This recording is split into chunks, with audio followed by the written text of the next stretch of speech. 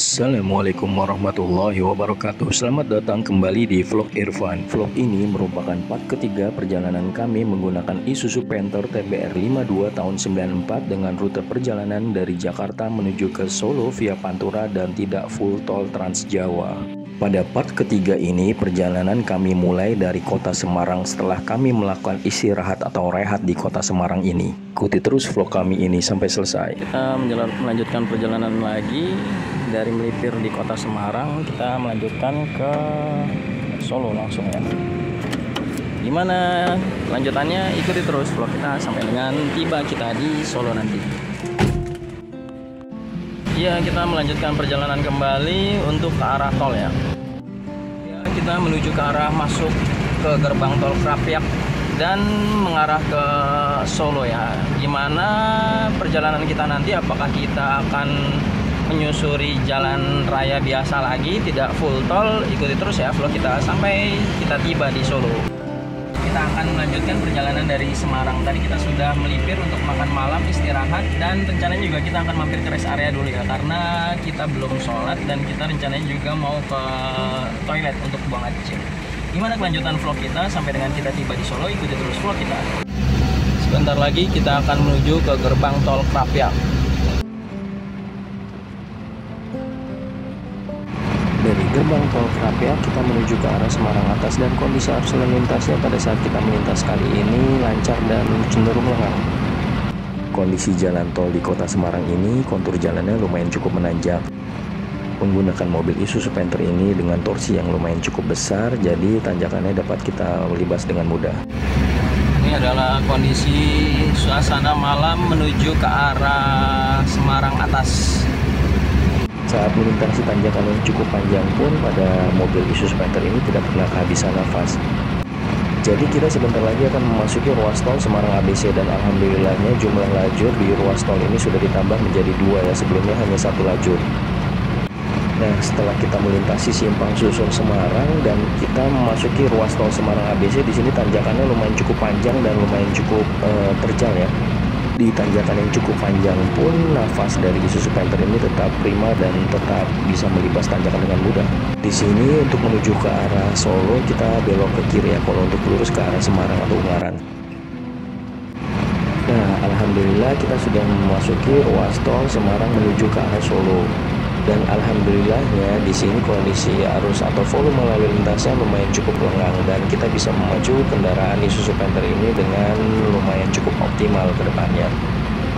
Sebentar lagi kita akan memasuki gerbang tol Banyumanik yang ada di kota Semarang. Di gerbang tol ini juga tidak nampak antrian kendaraan.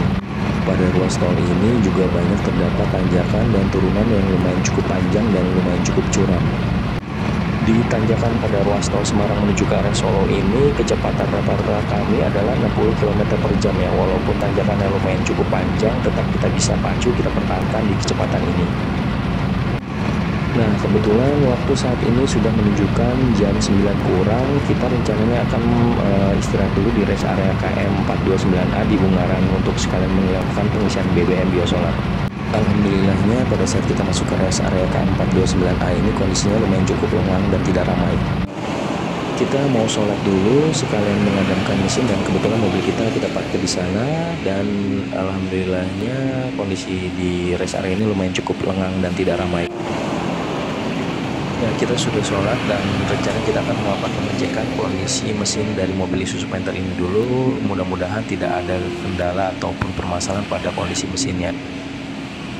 Kita akan melakukan pengecekan ke bagian mesinnya dulu dan pertama kita mengecek air radiator dan alhamdulillah kondisi air radiatornya masih lumayan cukup banyak dan optimal, tidak ada berkurang sedikit pun, dan kondisi mesin-mesin lainnya pun tidak ada masalah dan kita akan melanjutkan perjalanan kembali.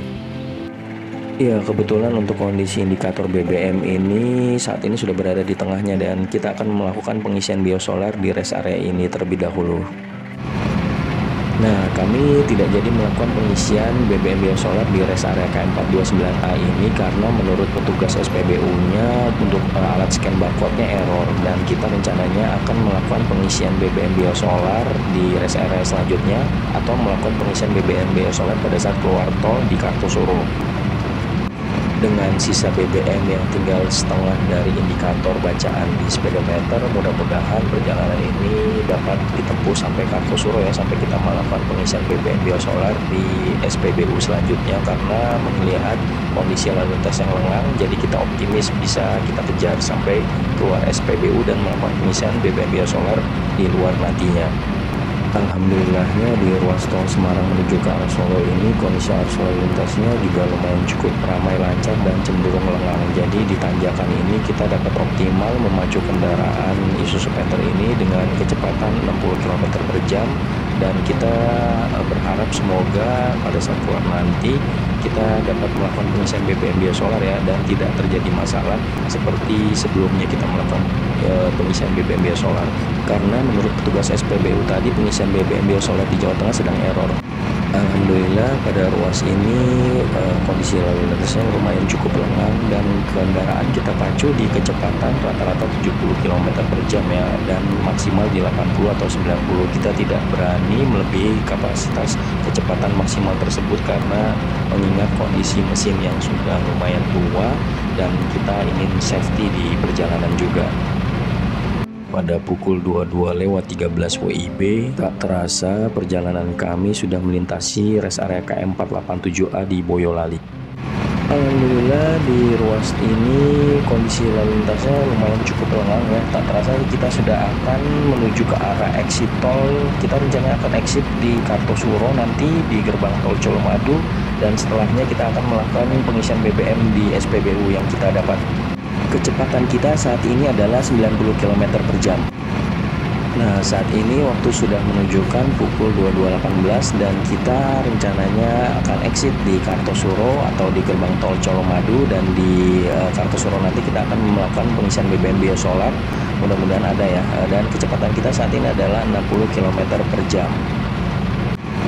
Alhamdulillah di exit Kartosuro atau gerbang tol Colomadu ini kondisi lalu lintasnya lumayan cukup lengang, dan namun sangat disayangkan ya kondisi jalannya agak lumayan kurang bagus karena mungkin ada proses konstruksi dari pembangunan jalan tol Solo menuju ke arah Jogja. Jadi di sini nampak jalannya banyak sekali tambalan-tambalan yang kurang rata dan banyak sekali jalan yang lumayan agak kurang membuat nyaman di dalam mobil. Jadi saat ini waktu menunjukkan jam 22:21, kita sudah melintas di Jalan Raya Kartosuro dan rencananya kita akan melakukan pengisian di SPBU yang kita temui nantinya di depannya. Seperti apa? Ikut terus. Nah, kita sudah tiba di Tugu Kartosuro dan sampai saat ini belum menemukan SPBU yang masih buka. Alhamdulillah kita sudah mendapatkan SPBU di Kartosuro yang masih tersedia biosolar di sini. Jadi di SPBU ini kita melakukan pengisian BBM biosolar full tank sebesar Rp120.000, dan saat ini indikator sudah menunjukkan full tank, dan kita akan melanjutkan kembali perjalanan sampai ke rumah karena sedikit lagi kita akan tiba. Seperti apa sampai akhir nanti perhitungan keseluruhan total BBM dan total keseluruhan perjalanan kami dari Jakarta menuju ke arah Solo, ikuti terus vlog kita sampai selesai. Alhamdulillah lalu lintas di Kartosuro cukup lengang. Ya, saat ini kita melintas di Jalan Raya Pajang ya, dan menuju ke arah Solo Baru, dan di sini cukup lancar dan lengang. Pada jam 22.45 ini kita sudah tiba di underpass Kartosuro, tepatnya berada di wilayah Pajang ya. Biasanya di sini kondisi lalu lintasnya lumayan cukup padat, namun alhamdulillah kita melintas di sini lumayan lancar dan cenderung lengang ya.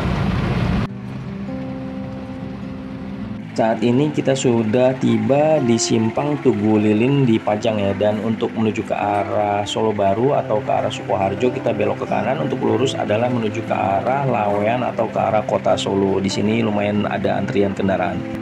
Memasuki wilayah Gentan Mandan ini kondisi lalu lintasnya juga lumayan cukup lancar ya di sini karena sudah menunjukkan waktu hampir jam 11 malam. Jalan dari arah Gentan Mandan menuju ke arah Solo Baru karena sebelumnya ada bekas galian pipa, jadi tambalannya tidak merata dan membuat jalan menjadi bergelombang dan tidak nyaman.